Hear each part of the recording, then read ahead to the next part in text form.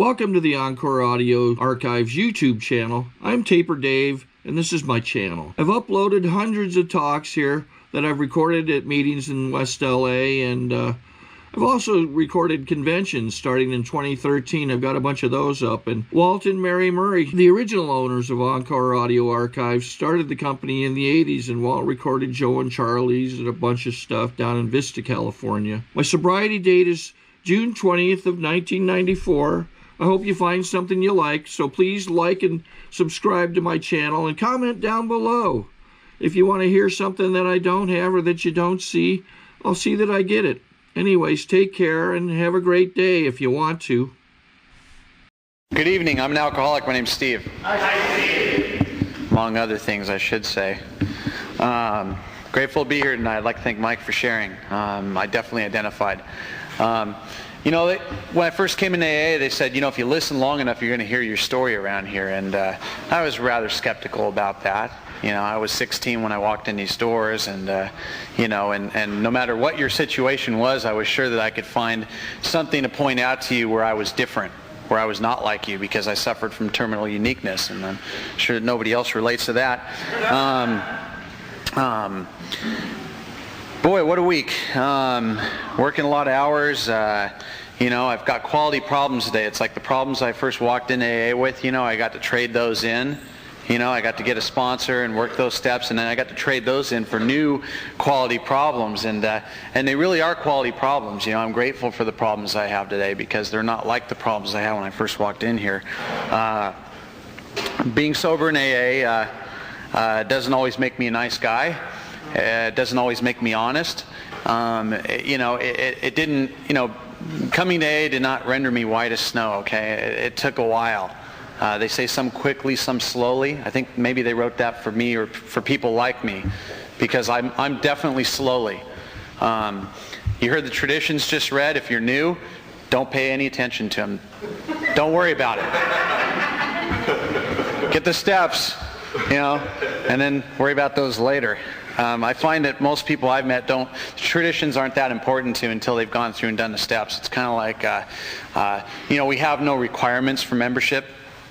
You know, we ask that you have a desire to stop drinking. We have no rules in AA except for one, and that's Rule 62. Don't take yourself too damn seriously. That's the only rule in Alcoholics Anonymous. So that you know, and I listen for stuff like that because you know, I've been thrown out of places a lot in my lifetime, and you know, and didn't, you know, I broke these rules. You know, we're gonna have to ask you to leave. You know, Steve, we can't have you here anymore, and you know, you can't, you know, you can't pee like that on those things, and you know, and act in that kind of way. That's antisocial.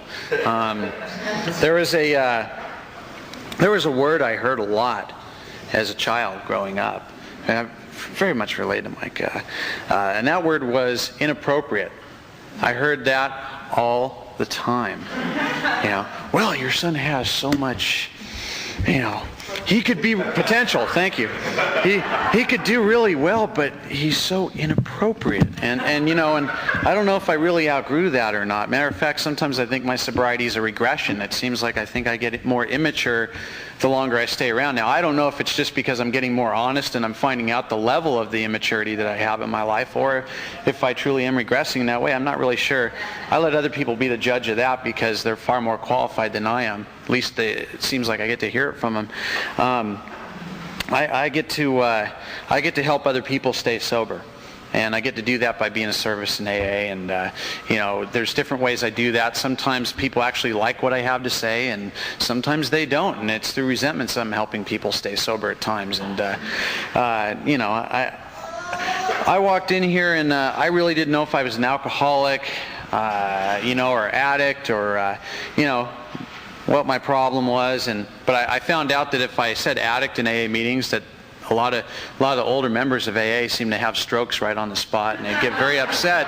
And you know, and being an attention whore that I was, I found that it was very effective in you know, keeping some kind of focus on me, because you know, it seemed like I needed that, and people were only too willing to do that. I guess I should qualify.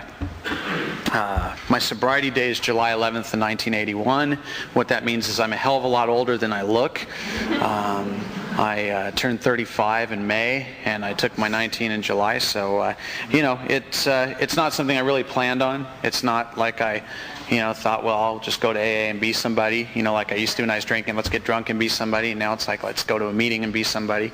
And I should probably make some amends right now. I should make amends for speaking at your meeting, because I may say something that offends some people, and if that happens, I hope that you don't find necessary to drink over that. Seriously, because you know what? No matter what I've seen in Alcoholics Anonymous, I could find, no matter what you had to say to, and how good your motives were and how much you were trying to help me, even if you were my sponsor, I could always find something wrong with you to disqualify what you were saying and say, yeah, well, if I was as old as you, I would have come to AA too. If I had a wife like yours, I would have jumped right into the steps too, And I could just find something, to just disassociate myself from you. And I was good at that. And, what time does for me is it makes me more vulnerable. Not just not drinking over a long period of time, but not drinking and working the steps and trying to have an open mind. And I'm not really the most open-minded guy in the world. A lot of people that I meet in Alcoholics Anonymous are really good at having the answers to everybody else's problems. I don't know if that's like that at your group, but in my groups it seems like there are many of us that are qualified, and it seems like the smartest ones are the ones like with about 2 or 3 years, because I don't know why that is, but I wish sometimes I could go back and talk to myself when I had 2 or 3 years, because I had so many more answers back then, and now it's like, I don't know, I seem to have lost some of that intelligence somewhere. I don't know what happens. You get humbled around here somehow, and I'm not trying to imply that I'm Mr. Humility, but all I have to do is open my mouth, go out in public, have a job, deal with family, and I get to experience humility, because I'm a jerk. All right, and I didn't find that out until I went through those steps and found out that I needed to take my own inventory. And you have to understand that for me, I waited 5 years to do this inventory, so by that point I'd had plenty of practice, because I'd taken so many other people's inventories in AA, and I had such a long resentment list of people that had wronged me, and it's funny because, we go on and it talks about, we make a list of people we had harmed and became willing to make amends to them all, and that was just not okay, all right? I thought, that it said, we made a list of all the people that pissed us off and we're willing to let them know about it. It was like, because I'm one of those kind of people, if I'm unhappy, I want everybody to know. I want everybody to know about it. And I was not real happy for the first, especially the first 5 years of my sobriety. That was, sobriety is painful at times. Sometimes it seems like it never ends when you're in those depressions. I don't know about anybody else, but I relate to Bill Wilson's story when he talks about those depressions. You read the story, it's depressing because it's depression, and then he gets a little vacation for a week, and that's another bout of depression. And this guy just, if you can't, for me, I can't believe that there isn't a God when I read that story and know that man was able to stay sober through all that stuff. And there's a lot of examples around us of people who've had calamity in their sobriety and they don't drink over it, and they walk through it, and sometimes they do it with dignity and grace, and sometimes I walk through some of my problems with dignity and grace, and sometimes maybe I don't do that as well. I'm not a perfect example of how this program works. I'm an example that no matter how many character defects I continue to find about myself, I somehow don't manage to drink over those things. And I guess that's ultimately the freedom that I have, that Alcoholics Anonymous gives me, is the ability to find out something that I didn't know that was real important for me to be able to stay sober. And that is that, it's Halloween right now. And, it's just about Halloween, and, we put on the mask and we show up and, and we laugh about it, whatever. And, Halloween was not a holiday for me, all right? I practiced that every day, all right? I'd been so many people that by the time I came in AA, I had no idea who the hell I was. And so I'd try on different things, and, I did that into my sobriety for a time. And, it's that silent desperation because, you really don't know who you are, and you're kind of walking around, and you go to this group and you're one way. I'd go to the low bottom drunks, and I was, guy who vomited up in the air and caught it in my mouth, and, whatever. I could just make up any story, and if it sounded good, I was down for it. So they talk about sometimes in meetings how, get a liar, cheat, and a thief, sober, and you got a sober, liar, cheat, and a thief. And so, for me, that change has been real slow. And I have the experience of stealing money from AA. I have the experience of acting out in various ways in my sobriety, and old timers shaking their fists at me, and then having the opportunity to make those amends and clean that up. Having some degree of accountability in my life today. But I guess I should talk about drinking a little bit. I don't like to go into long drunkalogues because, although they're very entertaining, I like it when a speaker gets sober. That's always very inspirational to me. It gives me hope that maybe I'm in the right place and that, I'm here to be sober and have a spiritual awakening, as a result of these steps. And the book tells us this is precisely how we recovered. And I like that. And I like hearing people in AA, whether it's a speaker meeting or discussion meeting, talking about how they're working the steps and how they're applying it in their life, or maybe how they're not. And so for me, though, I was born into a happy-go-lucky alcoholic family, and alcoholism's been a tradition in my family for at least 4 generations on my dad's side. It's nothing unusual in my family. I do believe for myself that alcoholism is a family disease, even though I run into many people in AA who have no alcoholism in their family except for themselves, or at least no other alcoholics in their family, I should say. When I talk about alcoholism, that's different than drinking, okay? Because alcoholism can manifest long after I've stopped drinking. It's still there, and it's from the neck up as far as I'm concerned. All right, it tells me things like, I deserve that raise, damn it, or it tells me certain things sometimes that, that about me, and it says things like, well, I need this and I need that, and it sometimes confuses the wants and the needs. And I think for me what AA does is it helps me to have some clarity with that and just know the difference between my wants and my needs, and that although there are a lot of things that I want, if I got everything I'd wanted, especially in my earlier sobriety, I'd probably either be drunk or dead or a very miserable individual in AA, because I don't really know what's good for me. And it took me a long time to figure that out. I was not convinced of that when I first walked in AA, but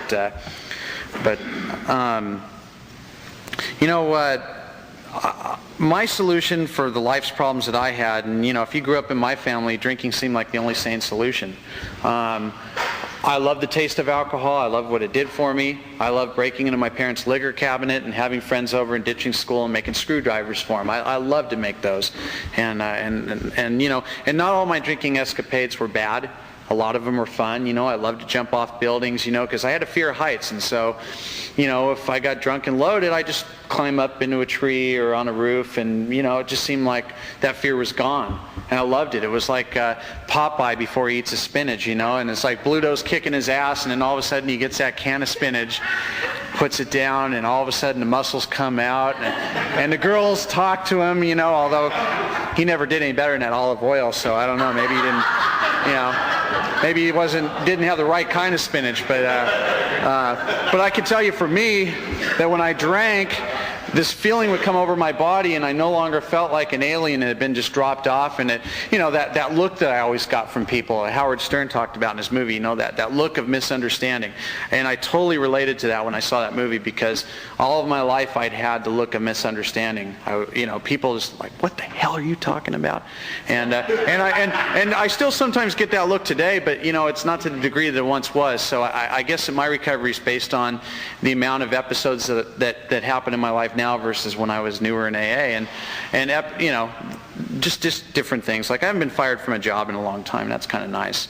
I got to experience that a lot in my sobriety, especially the first 10 years. I don't know what happened. It just came over me, this rebelliousness, and I just I just didn't like people telling me what to do, so I'd tell them what they could do with their rules, and I get fired, and I got to experience reality. And and when I was drinking and using, I wasn't really what you call a functional drunk.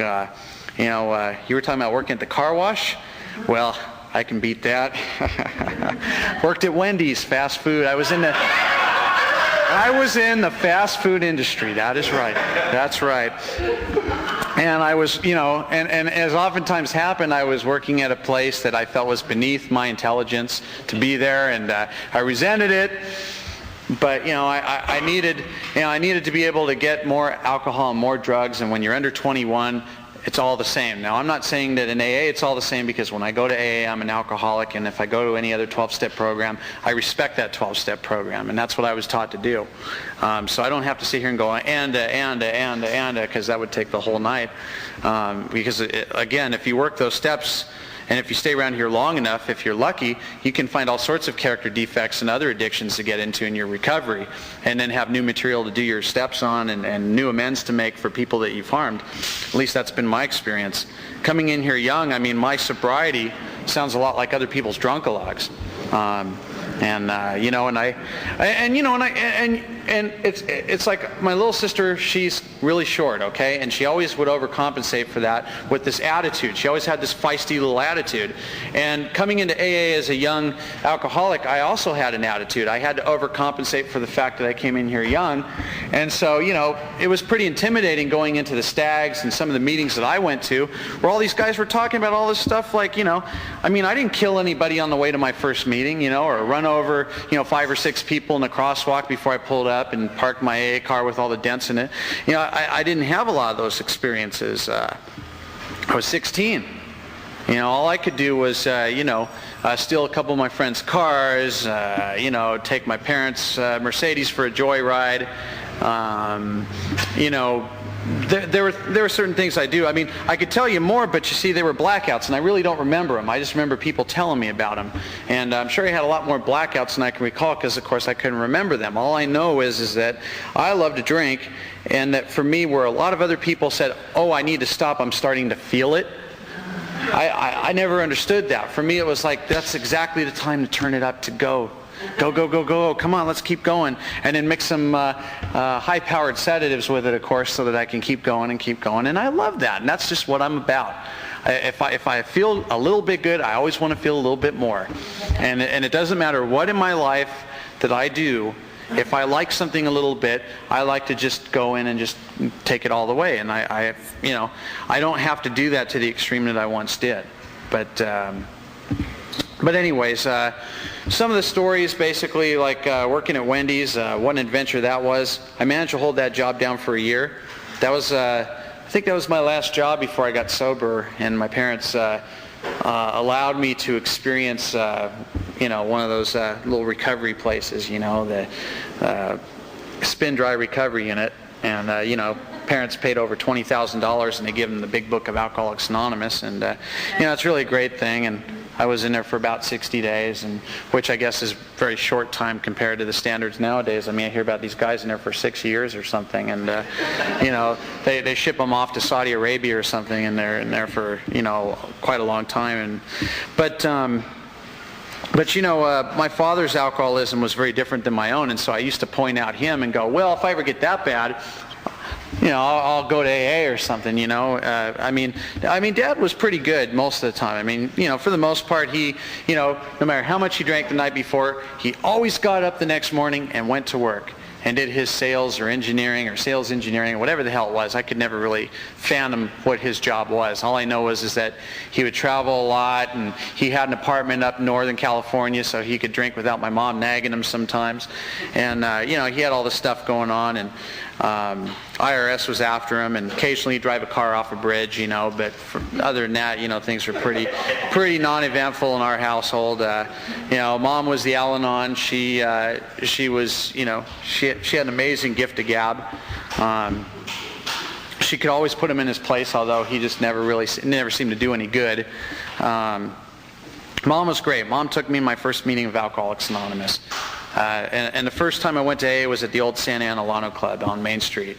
And, it was just, it was the strangest experience I'd ever had, because the people, I mean, I'd been to church and I'd been to other things, and I just didn't like people. For the most part. I mean, animals were nice. Animals wouldn't steal from you. They wouldn't try to screw your girlfriend. They wouldn't do all the things that people did. And so it was like, I could count on them for certain things, and they wouldn't rat you out, usually. And so, but I remember going to my first meeting of Alcoholics Anonymous, and what a strange experience it was, because there seemed to be something there. And I couldn't tell you at that time what that something was, but I felt it. And that wasn't enough for me to stay sober, of course, right away, because I get nervous around people, and so I like to smoke a little non-habit-forming marijuana before I'd show up to some of those A&A meetings, and God bless the AA people that were there, because they just, they didn't throw me out. They didn't say, you're not welcome here. They didn't panic to the degree that I see some people do nowadays when drunks show up at meetings. Oh my God, he's drunk. What are we going to do? Well, I don't know. Maybe he's in the right place. This is Alcoholics Anonymous, isn't it? So, thank God people tolerated me and, keep coming back and, and all that stuff. And eventually, I went into that spin dry recovery unit. And, my case was basically that I would get my hands on anything I could to change the way I felt about myself and change my reality. And so, I loved alcohol and I loved all the other drugs I did with it. And there's all these different stories and getting fired from jobs. I did that drunk, and then I learned to do that sober too. And I was really basically just a kid who was just really, really messed up. Oh, and I was a hyperactive child. I sometimes forget to mention that. I was one of those kids that was put on Ritalin when I was like 6 years old. And so I had a good 5 years of the Ritalin before I started drinking. And then I had another 4 years of drinking and doing drugs and, stealing your dope and helping you look for it, and selling oregano to the biker chicks, and then getting beat up in front of the high school because of it. They'd find me and, kick my ass. And, and when you're an adolescent, the most important thing in life is to look cool at all times. And it's really hard to look cool when some biker chick's beating your ass and you're falling down and you're trying to look cool as you're doing it. So, I don't know. I was not a popular kid in school unless I had a lot of drugs or if I had alcohol for my friends. And then for that moment, it seemed like I had that acceptance. And I just want to say that's one of the most important things that happened after being around AA for a while was acceptance. And I'm not talking about acceptance from other people, which I spent my whole life looking for, but acceptance for myself. When I finally got to a point where I'd gone through those steps and I had that experience that it talks about, the promises that come true. And I'm not going to sit here and quote them because we all have big books and we can read them. But there are all these promises that come after just about each and every step in that book. And it talks about specific things will happen if you do this step. And, I didn't believe those promises for a long time. I thought they were for the older members who had had more life experience than me, or, I was different somehow. And I had absolutely no faith that the steps would work for me and help me with my problems. And sure enough, I did those steps without any faith whatsoever that they would work, and I still got the results. It's the most amazing phenomena. So I love Alcoholics Anonymous because it's the only place I know that I could do the right things with the wrong motives and still get the benefits of doing those things. I would go and help other alcoholics even though I didn't want to and I didn't like them and I didn't care if they ever stayed sober or not. And I'd go on these H&I panels and just show up. And I was getting a few years into sobriety, and I'm kind of jumping around a lot, and I'm very tired, and this week it's like, if I got 6 hours of sleep on any given night, I was very excited about that, so maybe my concentration isn't at its best, so bear with me, but in my earlier sobriety, I would take some commitments on and do H&I panels, and went out to Joplin Boys Ranch, and I do all that stuff because I got sober around a group of people who for some reason thought that it was important to be a service in AA. And so they do things like railroad me into commitments. I don't know if you do that in any of your meetings up here, but we still like to do that in our meetings. And it's great because you don't give that person a way out. You say, oh, here's your commitment. This is what you will be doing for the next year. And that means you're going to show up here 15 minutes early to the meeting and get the coffee going, or you're going to show up at that panel and you're going to bring somebody with you. And you just do it. And you don't say no. You just do that stuff. If you want to stay sober, you do what we ask you to do. And some of the people that I got sober around weren't really considerate about my feelings about this. They didn't really seem to care that much. And they'd say things that were really, really mean sometimes to me and would make me feel like, that they didn't really care how I felt. And that was true, they didn't. They cared more about seeing me stay sober and learning to be a part of instead of apart from the rest of Alcoholics Anonymous. And so, again, for a guy like me, if I hadn't done that stuff, I doubt I'd be here now. That and a loving God as he expresses himself here. And So, there's a lot of adventures. The book talks about the adventures before and after. I mean, my childhood was spent in psychiatrist's office, from one place to another, special schools, all this kind of stuff, tests, is there any brain activity up there? We'll find it. We're going to keep looking. We know it's there somewhere. We know he has a brain. We're just not really quite sure what's wrong. It was like, that was just, and that got me a lot of attention. And that didn't stop when I came to AA, because now I was like the token young person, surrounded by a sea of gray. And those people loved me until I could love myself. And they said that, and they really meant it in their actions. And my father got sober about 3 weeks before I did. And we were going to therapy, and all this other stuff happened. And, he's still not drinking. I don't know the status of his program, who his sponsor is, what step he's on. I don't ask questions like that because I don't want to know. I don't want to know what he's doing or not doing. Thank God that I was able to experience a little bit of Al-Anon and find out there's none of my goddamn business what kind of program my family works. And, I've gotten a chance to have some recovery and some other programs as well. But this is Alcoholics Anonymous, and what I can tell you is that we have these 12 steps. And it's not a requirement for membership that you work any of these steps. And I'm saying this mostly to the newer people, because obviously those of you with time have already worked the steps, hopefully, if you've got 5 or more years. If not, then you're probably totally insane.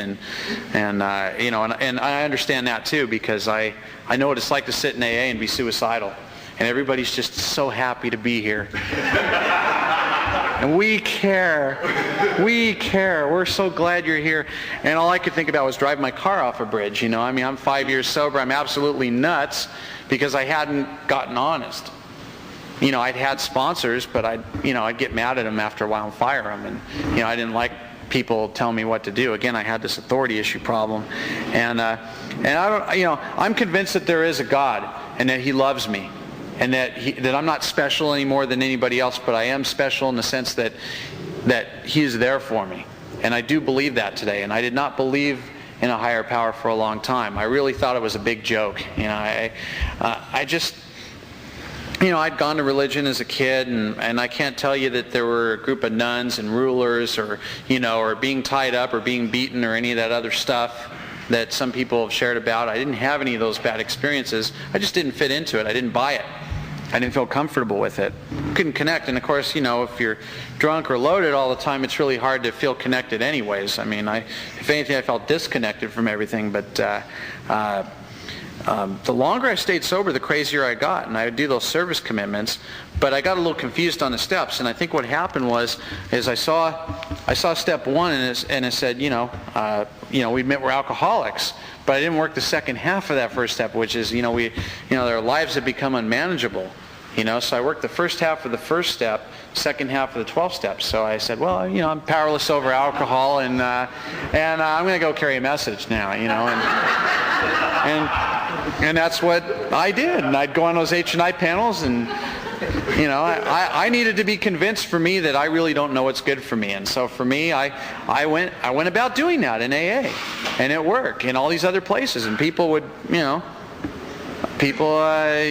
would say, well, when are you going to get honest? When are you going to work the steps? And there's this one guy, Edwin Slagle, and I can say his full name because he's passed away now, but he was an interesting guy. He was over at the Costa Mesa Lano Club a lot, and he was really tall. And he'd wear these really goofy shorts, and just really tall guy glasses, and he'd write shit down on a card and give it to you after you share it and say things like, when are you going to get honest, and when are you going to work the steps, and, stuff like that. And, what am I going to do, hit the guy? I mean, beat up an old man? I mean, come on. So, that's the kind of stuff that people in AA would do to me and make me feel special somehow, and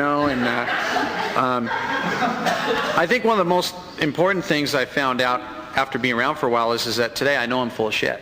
And when I was new, I did not know that. I really did not know that. I really thought that everything that I did was a sincere act, and that, that I had good motives for everything I did. And today I'm a little bit more honest with myself, and I know that a lot of times I'm still full of crap. And I believe that because I believe that in the same way that I am never cured from my alcoholism. I will always be an alcoholic no matter how many times I've done the steps. It doesn't remove the alcoholism. It just what happens is that I get a little relief from my alcoholism. And so, it's arrested, as the book talks about. We're in an arrested state, and if I don't continue to do these steps, if I don't continue to do the work, I will lose that gift. And the reason I believe that is because I've had a lot of friends who I've watched rationalize their way right out the door again. Well, now I'm making a lot of money and I don't have time to go to meetings, or they get married, or, whatever happens. And I'm not saying that marriage can make you drink, although sometimes it can make you feel like you want to. I know I got married once. She was 2 years sober, and, which was more time than a lot of the girls I met. She was female and I was male, and we were both in AA, right? So why not, right? I don't know. So we got married, and we had a wedding, and I told her that I don't want to have kids for a long time, at least 5 years, and I think she tried to change my mind and it didn't work, and she got a little upset with me, and she stopped doing what she was supposed to do, and eventually she drank, and then I was going Al-Anon, of course, at that point, because I was affected by the behavior of another alcoholic, and with my great powers of observation and knowledge and all the things I learned in AA, it wasn't helping me in this relationship, and so I went to Al-Anon, and I learned how to change the locks on the door and tell her things like, you can't come into the house unless you're sober, and you bring your mom with you, and then you can come in and get anything you want. And I learned how to do all that neat stuff in Al-Anon. That was great. And I learned how to get divorced, and I learned how to walk through that, and I learned to forgive her, and those kind of things happen. I mean, if you stay sober long enough, you get your successes or failures or your ups and your downs. And I guess the whole point is that, I just don't drink over any of that crap. I show up at my meetings, I show up at my commitments, I just do the deal, whether I'm excited to be here or not. Because what I find is that these feelings that I have are just that. They're just feelings. They come and they go. And sometimes these feelings can indicate where I'm at in my program, but you know what? There's a lot of times when I was doing the steps and I was doing all the things I've been asked to do, and I was in a lot of pain. I was in a lot of pain because I was being honest, and I was starting to work on some of those things, and I was just going through what I need to go through. And thank God I had home groups. Home groups are real important. For a long time, I didn't want to have a home group. I used to like to just kind of change meetings a lot, and I did that for a period of time. And I was just very afraid, driven by 100 forms of fear, and I really did not know what that was about until I had about 6 or 7 years, and I started having these panic attacks, and I'd walk into meetings, and I'd walk into work, and I'd walk around anywhere where there were people, and I'd start to break out into a cold sweat, feel like everybody was looking at me, there's the ego working again, thinking I'm so friggin' important, but this fear that would come over me, it was very, very powerful. And it would just kind of root me into the spot. And looking back, I'm really grateful that I had that experience, and I'm grateful that I didn't go and get on a bunch of medication for it personally. I'm glad that I was able to look at that was an indication that I was in a lot of fear, and I was in a lot of fear because I hadn't really been working all the steps the way I should, and that there was more work to be done. And I continued to do those things, and I'd heard Bobby Earl talk about it a little bit earlier on. He spoke at a young people's conference in '86. And I remember being out there, and he talked about all these things, and and a lot of the old conservative A's didn't like him because he started ACA, and he was kind of controversial sometimes. But of course, I like people like that, right? And but he talked about learning to breathe. And it was like, I noticed that when I had these panic attacks, I'd almost like stop breathing. Not literally, but my breaths would get real short, and I panic, absolutely just panic, just lose my head. And I learned to do these exercises, and I learned to be honest about it. And I instead of trying to look good like I was always trying to do, happy, happy, happy, over 5 years, got to be an example. Can't let people hear about any of those unpleasant feelings. Carry the message, not the mess. And so, I had to be an example, right? So there's no reason to talk about any of that stuff, right? But I learned that, I can't always save my face and save my ass at the same time. And so what I learned to do is I learned to start, that stuff broke me. Stuff like that broke me. My divorce broke me. My mom dies of cancer in '88. That broke me. All these series of events that happened. just broke me down to the point to where I was finally teachable. 8-9 years of sobriety, and then well into like the 12th year of sobriety, just letting go of all these things, you know, because at 12 years of sobriety, I get divorced, you know, and she drank, and all this stuff happened, and I moved, and I was just absolutely miserable in the career I was working in. I was, you know, I'm almost done here. I know it's about 10 till, but I was in this accounting job, and you know, and they tell you that if you work the steps, you're going to have a 180-degree change, and that did happen for me. And all of a sudden, I went from this kind of quieter, sober guy to this loudmouth who just didn't want to take shit from anybody. So I realized that maybe accounting wasn't perhaps the right field for me, and that maybe I should look into something else. And so now I'm in sales, and I'm having a time of my life. And of course, I made my share of mistakes, had some failures. But you know what? Alcoholics Anonymous gave me the courage to change the things in my life that I wanted to change.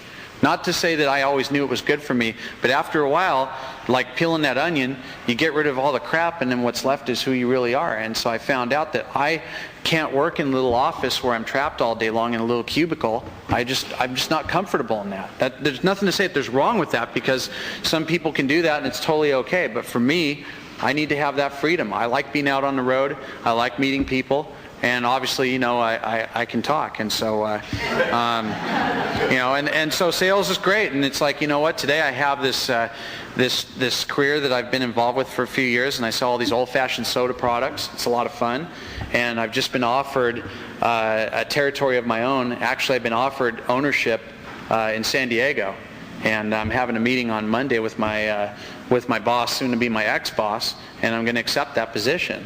And basically what it's going to mean is I'm going to have to work my ass off even more, but it's an opportunity. And today, you know what, I don't have to turn my back on those opportunities. You know, when they come along, I can take them. So, you know, there's a lot of wreckage I've created in my sobriety, and I guess the only thing I can tell you is that no matter how much wreckage I've created, the steps still apply to those things. If I take any of those problems and go through the steps with them, and I'm honest about it, I can come through the other side and I can learn about myself.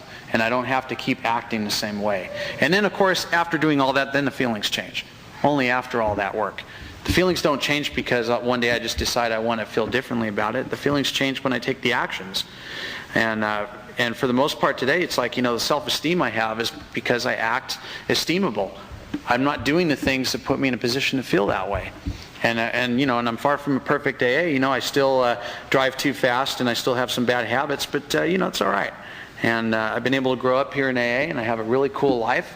I get to sponsor some guys, and I have a home group or two that I go to that I'm pretty, you know, regular with. And you know, and I've watched a lot of people stay sober. I've watched a lot of people drink. And I don't know, for me, Alcoholics Anonymous is the best thing that's ever happened to me in my life, because no matter what's happened, I've walked through it. And I've learned that weakness is doing everything on my own, because that's the way I used to be. And I used to think the people who opened up to other people or relied on other people around them or relied on God, that was a sign of weakness. And you know, today I realize that you know, even though I'm a lot more vulnerable to a lot of things, because you know, I'm not as good at covering it up as I once was when I was newer, I have found that there's a lot of freedom in being able to rely on my sponsor and rely on my friends that are in my life. And William's one of those friends of mine. And you know, I know that if I ever call William, if I ever need anything, he'd be there right away. And there's a lot of people in AA like that. And I respect Alcoholics Anonymous. And so the secretary asked me to finish because they have elections tonight, so I'm going to wind it up. But I would like to thank the group for asking me to be here. I don't think I cussed a hell of a whole lot, so I probably did all right. I don't do this a whole lot. I'm not on the speaker list. I just don't believe in doing that for myself. If I'm asked to speak, I'll do it. And Alcoholics Anonymous has given me everything I have in my life today, and it's given me a higher power that can solve all my problems. And for any of you that are new, my problem is, you know, or what the book is all about is to find a higher power that can solve my problem. And my problem is me. The drinking was just a symptom of my illness. So I'm just grateful to be here tonight, and thanks for letting me share with you. Appreciate it.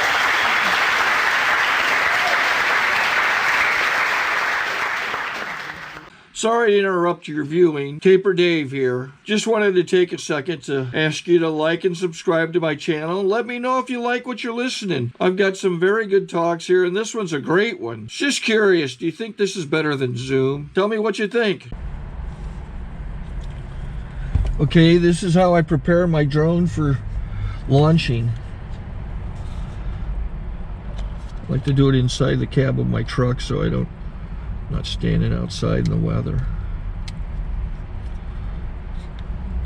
To install the joysticks for control, up and down, right and left, powered on. I have an Android phone that I use to connect it to the drone with, and it's actually controlled through the iPhone, through an app. Oops, wrong way. It's actually controlled through the iPhone, or through this Android phone, through the app. It's actually controlled through the Android phone through an app, and you connect it through this short connection right here.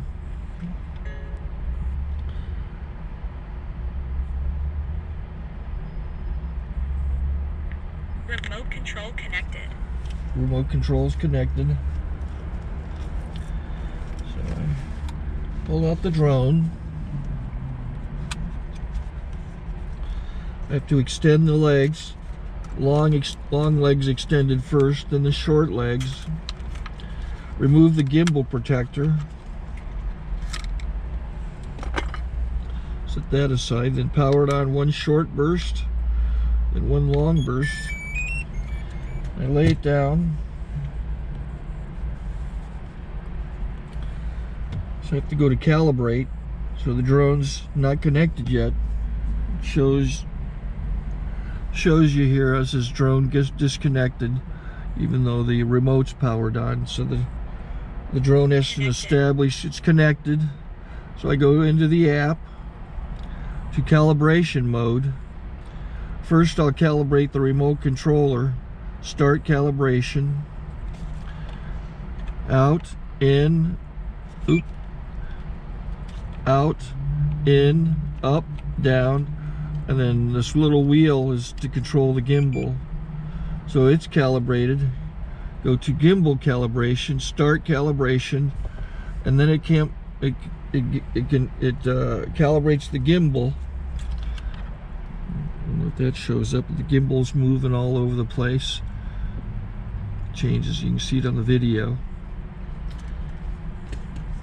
And I'm calibrated to take off. It's acquired 7 satellites at the moment. There are 26 satellites up in the sky, which it has to acquire before you can take off. So it's connected. It's got enough satellites. This is white. I can go to press this little arrow button, swipe right to take off, and it would start the motors if I slid this to the right, but I'll wait till I get outside. Don't want to do it inside.